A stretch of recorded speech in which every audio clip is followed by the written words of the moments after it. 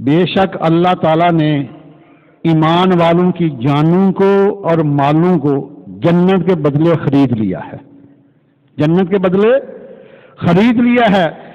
اب اللہ تعالیٰ سرکار کے غلاموں کی جانوں اور مالوں کو خریدنے والے ہیں، سرکار کے غلام اپنی جانوں اور مالوں کو بیچنے والے ہیں، اور آقا علیہ الصلوۃ والسلام اس سودے کے وکیل اعظم ہیں۔ تو اسد بھائی وکیل کے دو کام ہوتے ہیں، ایک تو مال کو دیکھے اور دوسرے اس کی قیمت کو دیکھے۔ پہلی حکمت میری سمجھ میں یہی آتی ہے معراج کی کہ اللہ سبحانہ وہ فرما رہے ہیں اپنے محبوب سے، محبوب اپنے غلاموں کی جانوں کا اور مالوں کا مشاہدہ فرماتے رہتے ہیں، اور ہم نے سودا کر لیا، ہم نے خریدا جنت کے بدلے، اس کی قیمت جنت ہے۔ محبوب ذرا آ کے اپنے غلاموں کی مالوں جانوں کی جو قیمت ہے نا جنت، اس کو بھی دیکھ لیں اور جنت والے کو بھی دیکھ لیں۔ پہلی حکمت یہ ہے معراج کی۔ اللہ اکبر کبیرہ کہ او محبوبان دیا محبوبہ محبوبان دیا محبوبہ شہاں پہ آ جا، محبوبان دیا محبوبہ ذرا مکھ دکھلا جا، چپ کر کے ہنہاں ساری دنیا سو گئی عرشاں پہ آ جا، چپ کر کے محبوبان دیا محبوبہ ذرا مکھ دکھلا جا۔ پہلی حکمت یہ تھی معراج کی۔ اور جو دوسری حکمت ہے، میں نے پہلے بیان کیا نا کہ اصل حکمتیں تو اللہ تعالیٰ اور اس کے محبوب جانتے ہیں، اللہ و رسول عالم، لیکن جو اللہ تعالیٰ نے اپنے محبوب کے صدقے ہمیں علم عطا فرمایا ہے ناقص، اس کے تحت ہم بیان کر رہے ہیں۔ دوسری حکمت جو معراج کی میری سمجھ میں آتی ہے وہ یہ ہے کہ معراج کی رات کو آقا علیہ الصلوۃ والسلام بڑے مغموم تھے، کیونکہ اس دن کفار مکہ نے بڑی بدتمیزی کی تھی، آپ کے اوپر سنگ باری بھی کی تھی، آپ کے گھر اوپر بھی پتھر پھینکے۔ تو اس رات سرکار اپنے گھر آرام نہیں فرما رہے، اپنی چچا زاد ہمشیرہ سیدہ ام ہانی سلام علیہ کے گھر آرام فرما رہے ہیں۔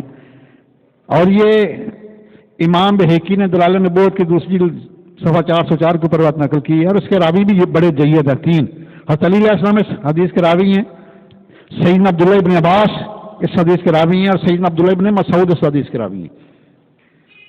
تو جبریل امین جب آقا علیہ الصلوۃ والسلام کو وہاں سے لے کر بطخہ مکہ میں آئے نا، تو آقا کریم کی امت کے قیامت تک جو ہونے ہیں گناہ ابھی چھوٹے بڑے وہ سارے دکھائے۔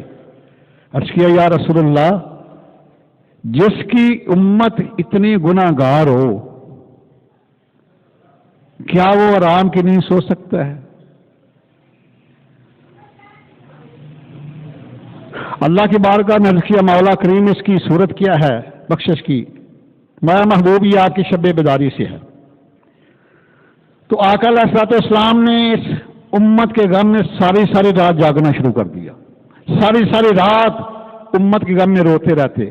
صحیح بخاری شریف حدیث شریف موجود ہے، سیدہ عائشہ صدیقہ سلام علیہ امی جان روایت فرماتی ہیں کہ حتی تورمت آدھا ماہ او ساقاہ، کہ نبی علیہ الصلوۃ والسلام کے پاؤں مبارک سوج جاتے اور پنڈلیاں بھی سوج جاتی، خون بہنا شروع ہو جاتا، اس قدر اس امت کے غم میں روتے۔ تو دوسری حکمت یہ ہے کہ اللہ تعالیٰ نے فرمایا محبوب سورہ مزمل نازل فرما دی، یا ایھا المزمل قم اللیل الا قلیلا نصفہ إلا قليلا نصفه وانقص منه قليلا أو زد عليه ورتل القرآن ترتيلا۔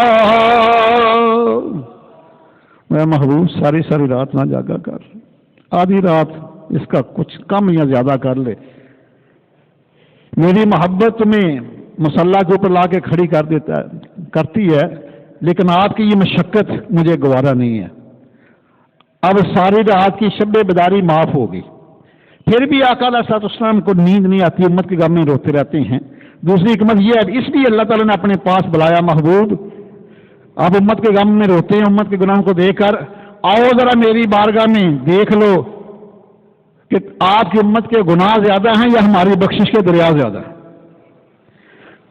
اج بخش دیا گناہگارانو تے آسیا گن ہارانو، امت دے گناہ دے دفتر تے دستخط کروا جا، چپ کر کے محبوبان دیا، محبوبہ ذرا مکھ دکھلا جا، جو آخ دے اساں موڑنا نہیں، اساں دل محبوب دا توڑنے والا سوف یوتی ربک فترضا، محبوب میرا تیرا وعدہ ہے ساری دنیا مینوں راضی کرے گی، میں تانوں راضی کراں گا، جو آخ دے اساں موڑنا نہیں، اساں دل محبوب دا توڑنا نہیں، لہ سانب خزانے رحمتاں دے اکھیں اپنی لٹا جا، لہ سانب خزانے رحمتاں دے اکھیں اپنی لٹا جا، چپ کر کے۔ یہ دوسری وجہ حکمت تھی معراج کی۔ اور آؤ تیسری وجہ کیا تھی معراج کی، کہ جب اللہ سبحانہ نے سورہ البقرہ میں بڑا لمبا واقعہ موجود ہے، جب اللہ تعالیٰ نے فرشتوں سے فرمایا کہ انی جاعل فی الارض خلیفہ، اے فرشتوں میں زمین پر اپنا نائب بنانے والا ہوں، تو تمام فرشتوں نے عرض کیا مولا تو کس کو بنانے لگا ہے، جو زمین پہ قتل و غارت کرے گا، دنگا فساد کرے گا؟ ہم بڑے ہیں تیری پاکی بیان کرنے والے، تیری تسبیح بیان کرنے والے۔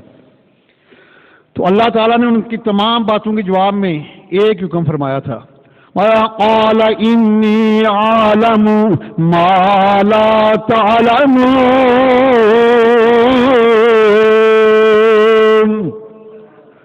فرشتوں جو میں جانتا ہوں تم نہیں جانتے، تمہاری نظر فسادیوں کی طرف ہے، محبوب اور اس کے غلاموں کی طرف ہے، میری نظر اپنے محبوب اور ان کے غلاموں کی طرف ہے۔ تو اس موقع پہ فرشتوں نے عرض کیا یا رب کریم ہمیں بھی اپنا وہ محبوب دکھلا دینا، اپنے پاس بلا کے ہم بھی زیارت کر لیں۔ تو تیسری وجہ یہ تھی سرکار کو اپنے پاس بلانے کی کہ انہوں نے آرزو کی تھی فرشتوں نے، مولا جس محبوب کی ہاتھ سب کو بنا رہا ذرا ہمیں بھی اس کا چہرہ اقدس دکھا دے۔ اس لیے اللہ تعالیٰ نے اپنے پاس بلایا معراج کے لیے کہ صفا بن کے کھلونا نبیاں میرا مل کے بہنا، ولیاں نے محبوب بسارے عرشیاں نو دیدار کرایا، جانا محبوب بسارے عرشیاں نو دیدار کرایا، جانا۔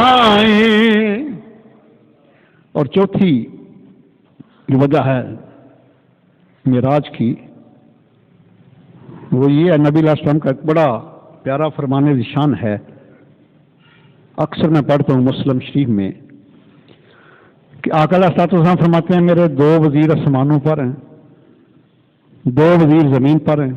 حدیث بھی اتھینٹک ہے، سند صحیح ہے، صحیح مسلم شریف کا حدیث ہے۔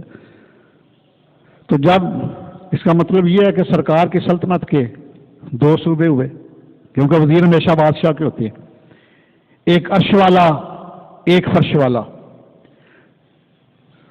تو فرش والے صوبے کی تو سرکار سیر کرتے رہتے ہیں، تو اس لیے اللہ تعالیٰ نے معراج کرے محبوب آؤ اپنے عرش والے صوبے کی بھی سیر کر لو، کیوں کل قیامت کے دن آپ نے شفاعت کرنی ہے۔ اس وقت تمام انبیاء نفسی نفسی کہہ رہے ہوں گے، جو عجائب و غرائب ہیں اپنے صوبے میں آ کے دیکھ لیں تاکہ اس وقت آپ کو کوئی پریشانی نہ ہو۔